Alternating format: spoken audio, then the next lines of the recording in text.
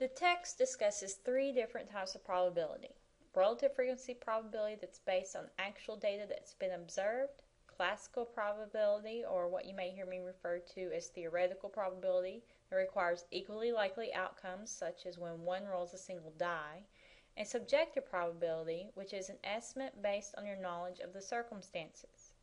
Probabilities are ratios, expressed as fractions and decimals, determined by considering results or outcomes of experiments. So, for our purposes, yes, the text will differentiate between these three different types of probability, but we will configure them in the same way. So you can always think of probability as the part over the whole, S over N, number of ways A can occur over total number of simple events in the sample space. So suppose an experiment consists of drawing one slip of paper from a jar containing 12 slips of paper, each with a different month of the year written on it. So find each of the following. And that's the probability of drawing January. So the probability of drawing January is equal to, we have 12 total things to choose from because there are 12 months, and only one of those is January, so 1/12. The probability of event A consisting of outcomes having a month beginning with J.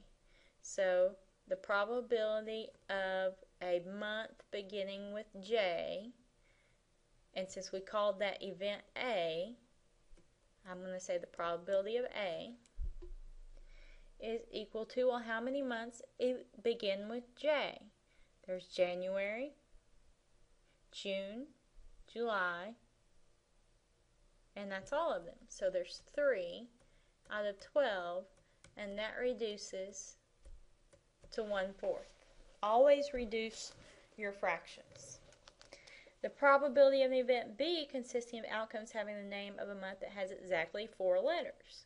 Well, in a previous topic, we determined that there were 2 months that had exactly 4 letters, June and July. Since we named that event B, we're going to say the probability of event B is equal to, there's 2 months out of 12 that have 4 letters, so 1/6. The probability of event C consisting of outcomes having a month that begins with M or N. There was March, May, and November, so that's 3 over 12, and again that reduces to 1/4. And then the last one, the probability of an event D consisting of outcomes having a month that begins with Z. So probability of event D, are there any months that begin with Z? No. So that would be 0 over 12, or just 0. Another example, suppose a researcher asks 25 people if they like the taste of a new soft drink. The results are classified as yes, no, or undecided. The results of the survey are shown below as a frequency distribution. Find the probability that a person responded yes. So we want the probability of a yes response. And we were told there's 25 total people, 15 of which answered yes. So that's our part over the whole. And that will reduce by 5 to give us 3/5. So our probability is 3/5. Next example, what is the probability Bob Smith will make his next free throw if he has made 515 free throws in 679 attempts?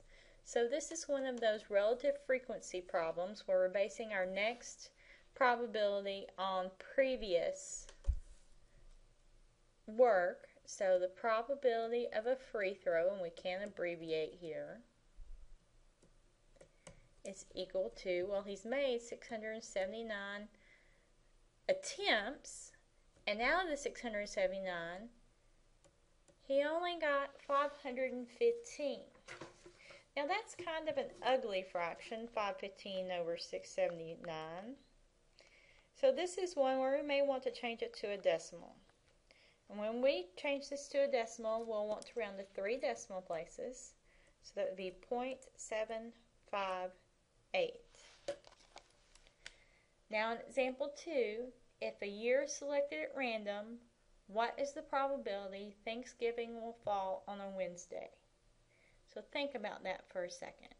What is the probability that Thanksgiving will fall on a Wednesday? Is Thanksgiving ever on Wednesday? No. So, since Thanksgiving is always on Thursday, the probability that Thanksgiving is on Wednesday is 0.